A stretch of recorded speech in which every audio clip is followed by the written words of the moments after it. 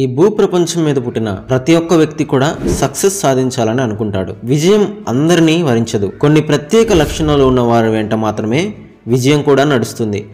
ఆ లక్షణాలు ఏంటో ఈ వీడియోలో తెలుసుకుందాం. తరగని ఆత్మవిశ్వాసం, బలమైన కోరిక, దృఢ సంకల్పం, ఈ మూడు ఎక్కడ ఉంటాయో విజయం ఆ వ్యక్తికి తప్పకుండా దక్కి తీరుతుంది. ఏదైనా సాధించాలన్న దృఢ సంకల్పం ఆ మనిషిలో నరనరాల్లోనూ జీర్ణించుకుపోవాలి. తాను అనుకున్నది సాధిస్తానన్న నమ్మకం తనపై తనకు ఉండాలి. ఆ విజయాన్ని సాధించాలన్న కోరిక మనసులో నాటుకుపోవాలి. అప్పుడే అనుకున్న దాన్ని అందుకోవడం సులభమవుతుంది. చాలామంది వ్యక్తులు ఏ లక్ష్యాన్ని నిర్దేశించుకోరు. ఒకవేళ లక్ష్యం ఉన్నా తాము ఆ పని చేయలేమంటూ నిరుత్సాహపడుతుంటారు. దానిని సాధించాలన్న కోరిక వారికి మనసు నిండుగా ఉండదు. అలాంటి వారు విజయాన్ని చేరుకోవడం చాలా కష్టం. నిర్దేశించుకున్న లక్ష్యాన్ని చేరడానికి ప్రయాణాన్ని ఆరంభించాలి. జీవితంలో సాధ్యం కాని ప్రయాణం ఏంటి అంటే పని ప్రారంభించకపోవడమే. లక్ష్యాన్ని చేరుకోవడంలో చిన్న కష్టం ఎదురైనా ఎంతోమంది అక్కడే ఆగిపోతూ ఉంటారు. కష్టాలు మీ శత్రువులు కాదు, మీ బలాలు ఏంటో బలహీనతలు ఏంటో తెలియజేసే నిజమైన మిత్రులు. ప్రతి కష్టంలోనూ మీ బలాన్ని గుర్తించుకోవాలి. అలాగే మీ బలహీనతలను ఎలా దాటాలో తెలుసుకోవాలి. ప్రతి దాని గురించి అతిగా ఆలోచించడం మంచి పద్ధతి కాదు. విజయం సాధించాలంటే అతిగా ఆలోచించే తత్వాన్ని పక్కన పెట్టాలి. ఏ వ్యక్తి అయితే విజయం సాధించాలని అనుకుంటాడో ఆ వ్యక్తిలో ఈ 3 లక్షణాలు ఖచ్చితంగా ఉండాలి. అవేంటో డీటెయిల్గా చూద్దాం. నెంబర్ 1, విజయం కోసం ఓర్పు అవసరం. చేసిన ప్రతి పనిలోనూ సత్ఫలితాలు రాకపోవచ్చు. అయితే ఏ పని చేయకపోతే అసలు ఏ ఫలితమూ రాదని గుర్తుంచుకోవాలి. విజయం కోసం ఓర్పుగా ఉండాలి.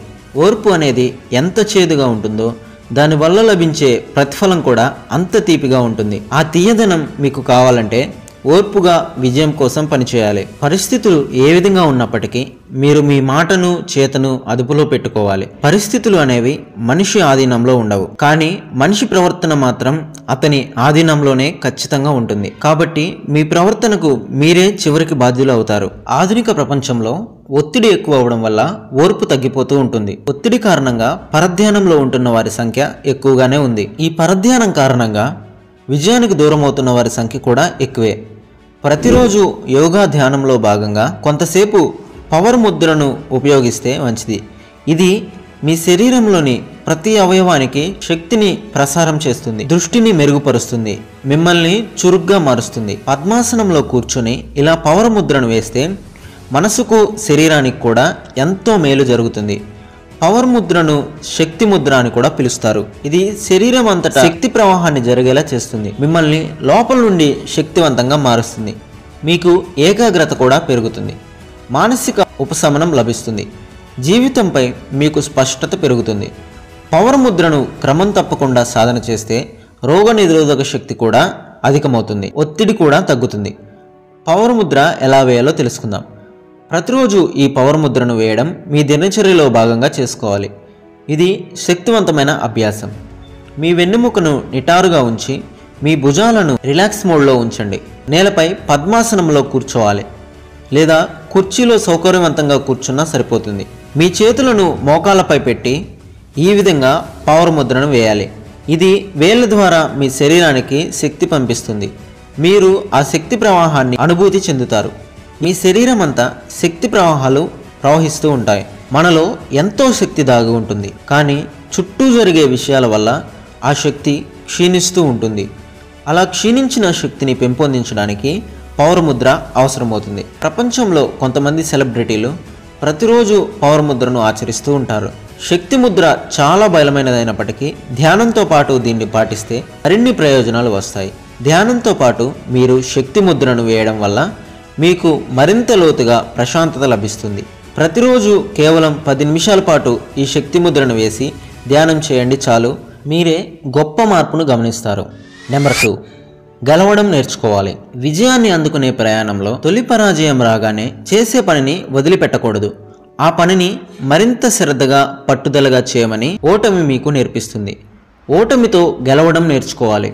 మోసపోతే జాగ్రత్తగా ఉండడం నేర్చుకోవాలి. గెలుపును ఎలా సాధించాలో తెలిసిన వారికంటే ఓటమిని ఎలా తట్టుకోవాలో తెలిసిన వాడే ఎక్కువ విజయాన్ని సాధిస్తాడు.